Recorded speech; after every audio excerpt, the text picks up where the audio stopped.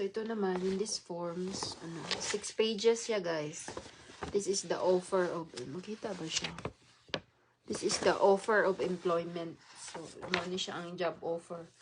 So, ang nandito, yung information ng sponsor ko, nung nag-hire sa akin, their family, their kids, and their address, yung mga ganon, yung mga vital informations ng sponsor ko, tsaka, parang ito lang.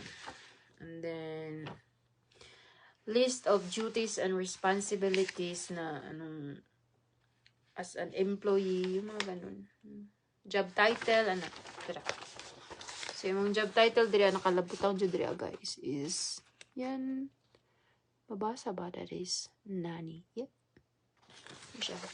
Home child care provider ang program. So, yun, yung job title mo is nanny.